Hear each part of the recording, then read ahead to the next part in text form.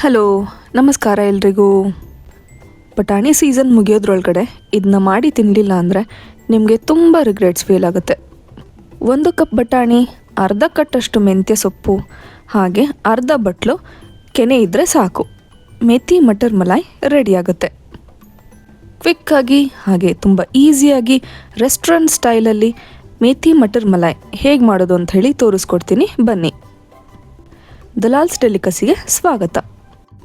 ಒಂದು ಪ್ಯಾನಲ್ಲಿ 1 ಸ್ಪೂನ್ ತುಪ್ಪ, 3 ಸ್ಪೂನಷ್ಟು ಎಣ್ಣೆ ಕಾದ್ಮೇಲೆ 1 ಸ್ಪೂನ್ ಜೀರಿಗೆ, 2 ಏಲಕ್ಕಿ, 2 ಪೀಸಷ್ಟು ಚಕ್ಕೆ, 2 ಸಣ್ಣ ಪಲಾವ್ ಎಲೆ, ಇದಿಷ್ಟನ್ನು ರೋಸ್ಟ್ ಮಾಡ್ಕೋಬೇಕು.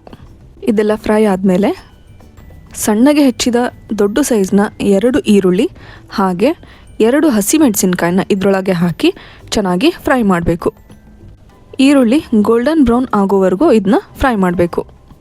ವಿಂಟರ್ ಟೈಮಲ್ಲಿ ರೆಸ್ಟೋರೆಂಟ್ಸಲ್ಲೆಲ್ಲ ಇದು ತುಂಬಾ ಟ್ರೆಂಡಿಂಗ್ ಡಿಶ್.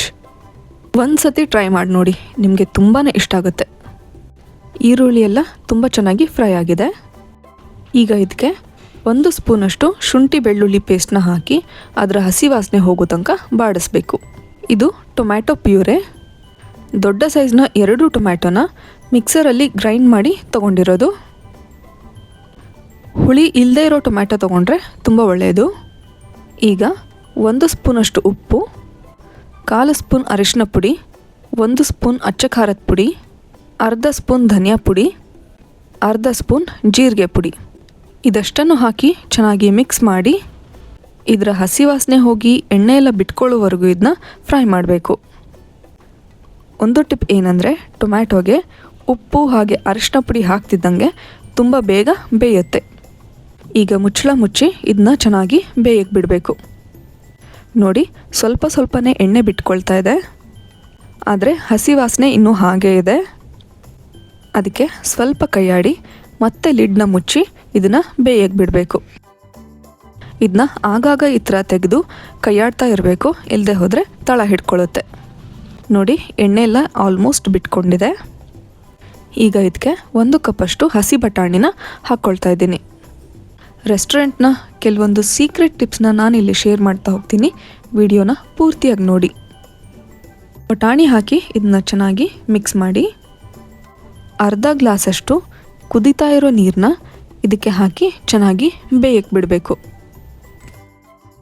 ತಣ್ಣೀರು ಹಾಕಿದ್ರೆ ಇದರ ಟೆಂಪ್ರೇಚರ್ ಕಡಿಮೆಯಾಗಿ ಬಟಾಣಿ ಬೇಗ ಬೇಯೋದಿಲ್ಲ, ಹಾಗಾಗಿ ನೀರನ್ನ ಕಾಯಿಸಿ ಹಾಕ್ಕೋಬೇಕು. ರೆಸ್ಟೋರೆಂಟ್ಸಲ್ಲಿ ಇದೇ ಟ್ರಿಕ್ನ ಯೂಸ್ ಮಾಡೋದು. ಈಗ ಲಿಡ್ನ ಮುಚ್ಚಿ ಎಣ್ಣೆ ಬಿಟ್ಕೊಳ್ಳೋವರೆಗೂ ಇದನ್ನ ಬೇಯಿಸ್ಕೋಬೇಕು. ನೋಡಿ, ಎಣ್ಣೆ ಎಲ್ಲ ತುಂಬ ಚೆನ್ನಾಗಿ ಬಿಟ್ಕೊಂಡಿದೆ. ಲಿಡ್ ಮುಚ್ಚಿ ಬೇಯಿಸೋದ್ರಿಂದ ತಳ ಸ್ವಲ್ಪ ಹಿಡ್ದಂಗಾಗಿರುತ್ತೆ, ಅದಕ್ಕೆ ಇದನ್ನ ತುಂಬ ಚೆನ್ನಾಗಿ ಮಿಕ್ಸ್ ಮಾಡ್ಕೋಬೇಕು. ಹಾಗೆ ಬಟಾಣಿನೂ ತುಂಬ ಚೆನ್ನಾಗಿ ಬೆಂದಿದೆ. ಅರ್ಧ ಕಟ್ಟಷ್ಟು ಮೆಂತ್ಯ ಸೊಪ್ಪನ್ನ ಸಣ್ಣಗೆ ಹೆಚ್ಚಿ ಇದಕ್ಕೆ ಹಾಕ್ಕೋಬೇಕು. ಮೆಂತ್ಯ ಸೊಪ್ಪಿಗೆ ಒಂದು ಕಹಿ ಫ್ಲೇವರ್ ಇರುತ್ತೆ, ಅದ್ರ ಜೊತೆಗೆ ಇದರ ಹಸಿ ವಾಸನೆ ಎಲ್ಲ ಹೋಗೋವರೆಗೂ ಇದನ್ನು ಹೀಗೆ ಫ್ರೈ ಮಾಡ್ಕೋಬೇಕು. ನೋಡಿ, ಮೆಂತ್ಯ ಸೊಪ್ಪು ಹಾಕಿದೆವೋ ಇಲ್ವೋ ಅಂತ ಅನ್ನಿಸ್ತಾ ಇದೆ, ಅಷ್ಟು ಚೆನ್ನಾಗಿ ಇದು ಬೆಂದಿದೆ.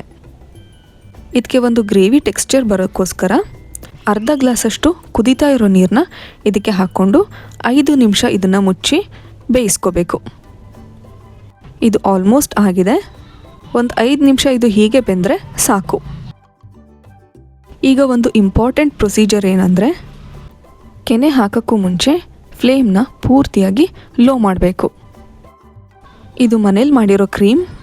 ಒಂದು ಮಿಕ್ಸರ್ ಜಾರ್ಗೆ ಅರ್ಧ ಕಪ್ಪಷ್ಟು ಕೆನೆ, ಒಂದು 3 ಸ್ಪೂನಷ್ಟು ಹಾಲು ಹಾಕಿ ಗ್ರೈಂಡ್ ಮಾಡಿಕೊಂಡ್ರೆ ಫ್ರೆಶ್ ಕ್ರೀಮ್ ರೆಡಿಯಾಗುತ್ತೆ.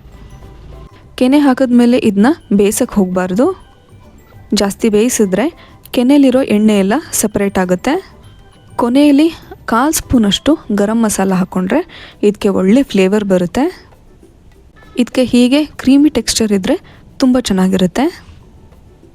ಈಗ ರೆಸ್ಟೋರೆಂಟ್ ಸ್ಟೈಲ್ ಮೇಥಿ ಮಟರ್ ಮಲಾಯ್ ರೆಡಿಯಾಗಿದೆ. ಇದೊಂದು 2 ಅಥವಾ 3 ಜನಕ್ಕಾಗುವಷ್ಟು ಕ್ವಾಂಟಿಟಿ.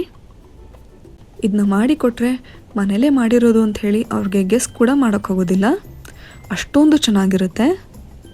ಸೇಮ್ ರೆಸ್ಟೋರೆಂಟಲ್ಲಿ ಹೇಗೆ ಸಿಗುತ್ತೋ ಹಾಗೆ ನಿಮಗೆ ಮಾಡಿ ತೋರಿಸಿದ್ದೀನಿ. ಈ ರೆಸಿಪಿ ನಿಮಗೆ ಇಷ್ಟ ಆಗಿದ್ರೆ ಲೈಕ್ ಮಾಡಿ ಹಾಗೆ ಶೇರ್ ಮಾಡಿ. Thank you.